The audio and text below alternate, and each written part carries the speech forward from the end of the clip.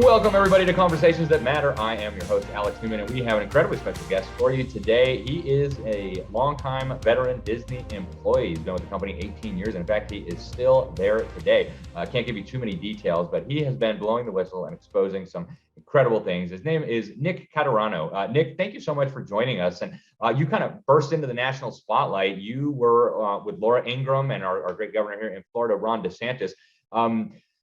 Tell us what's going on with Disney. I mean, everybody's saying it's grooming children, and they're putting transgender characters and queer things in all the movies. I mean, what is going on?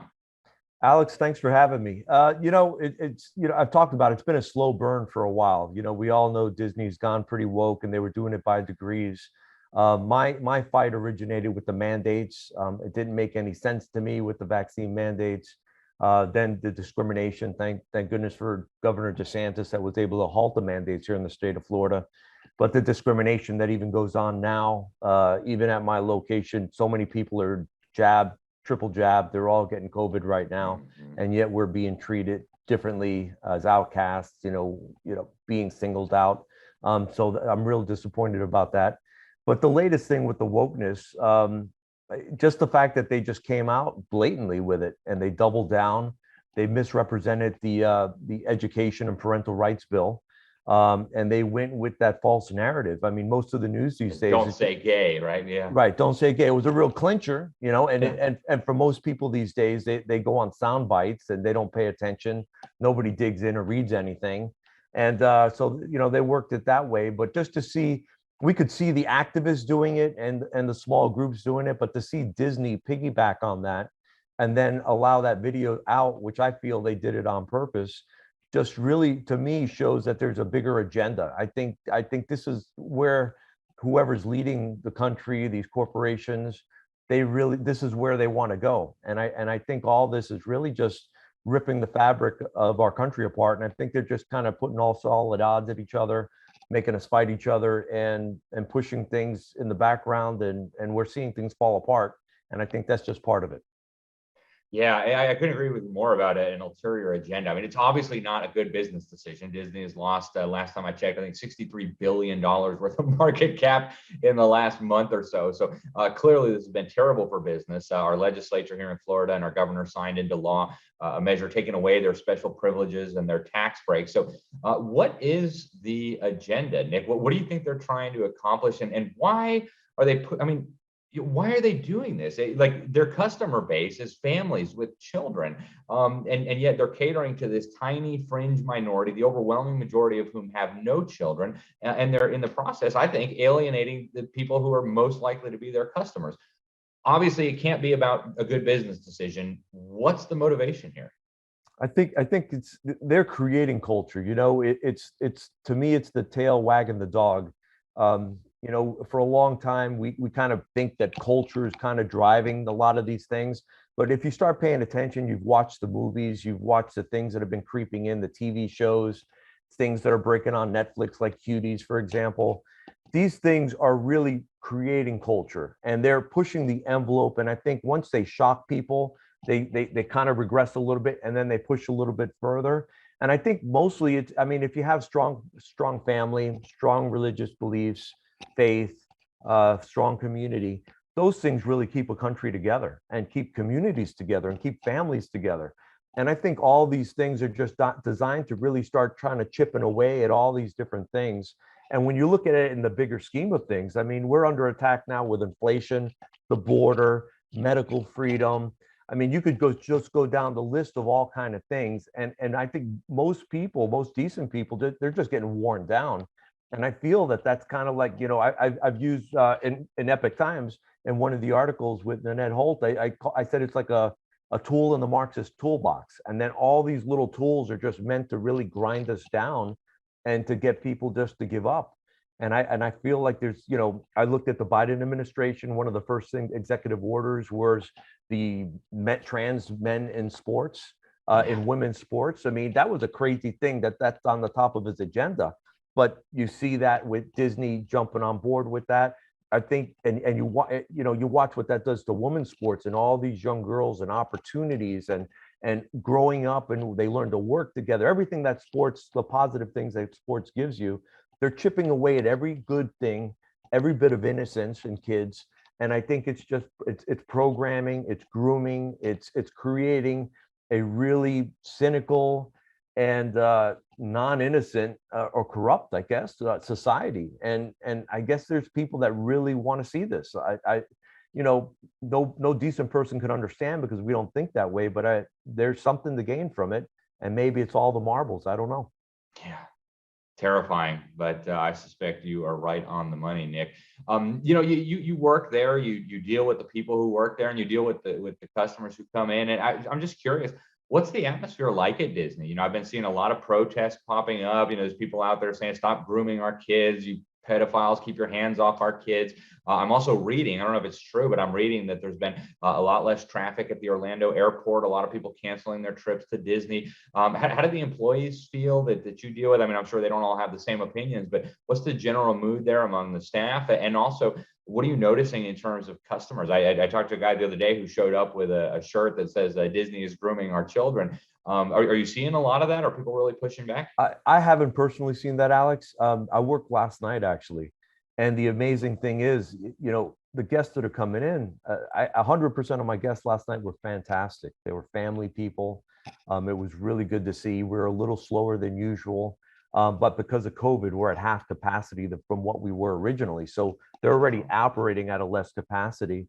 But I mean, just seeing these families, and what made me love my job is just being involved with them. That's kind of still there. I think cast members, a lot of them are really scared. I think a lot of people that think differently, we've seen that prior to the first election, that's when the divisions really started happening. And then with the mandates and the discrimination, people are really scared, but a lot of people confide in me. I have a lot of people walking up and just quietly telling me, "Thank you. We appreciate you being our voice."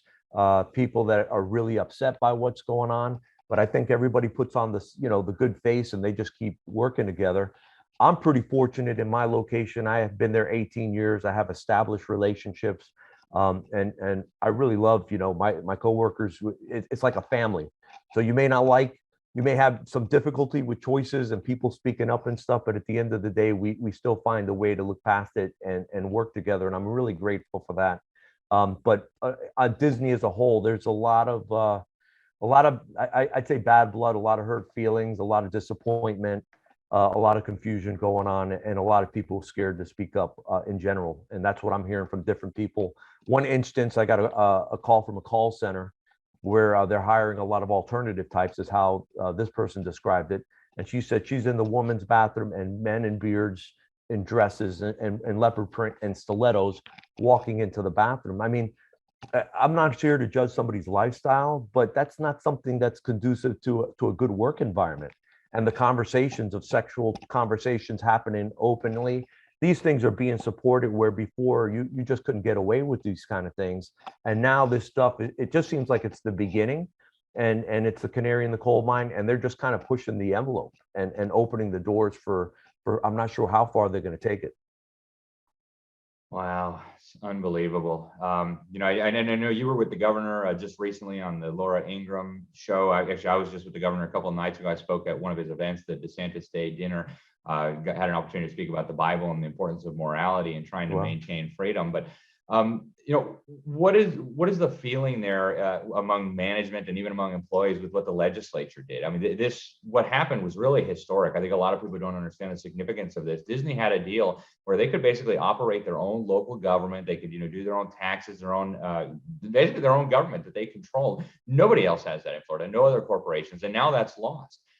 Is there concern about job losses, or is the management freaking out, or has it just kind of blown over so far? No, nobody's talking about that. I've had different managers throughout property kind of quietly just tell me that they don't understand why they've taken these stands, and that they looked at the bill and they understand it has nothing to do with what they said. Nobody's really talking about it. It's just like when the big walkout was planned, nobody was talking about that either. Mm-hmm. A lot of people keeping things close to the vest. And talking within their own echo chambers, so to speak.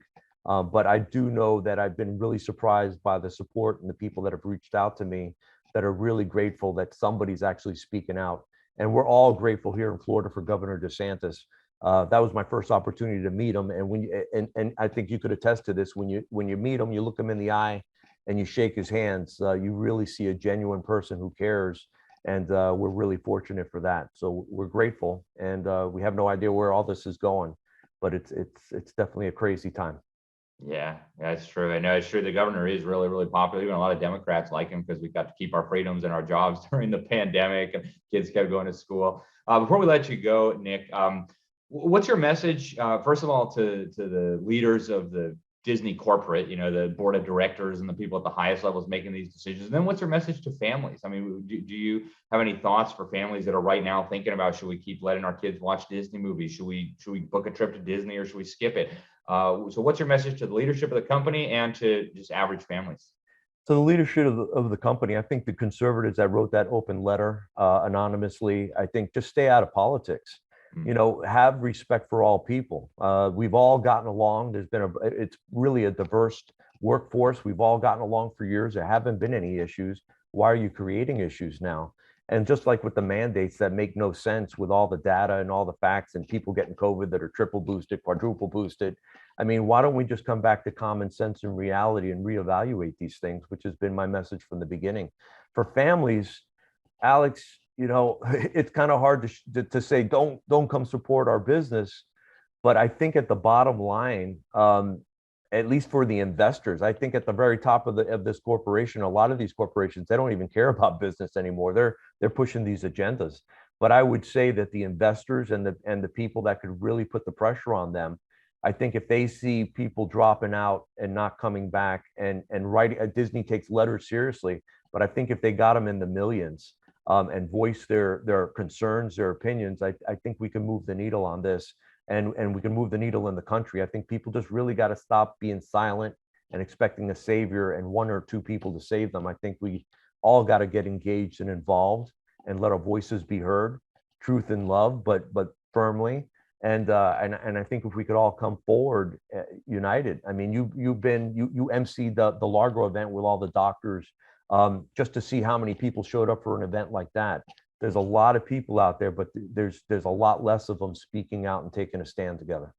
Yeah, so true. Well, Nick, I want to thank you so much for your courage in speaking out. Thank you for joining us and sharing your time with us here on this program. We wish you all the best in your efforts and in your job, and in doing what you love to do. So we thank you very much for coming on. Any websites, any way for people to follow you on social media before you go?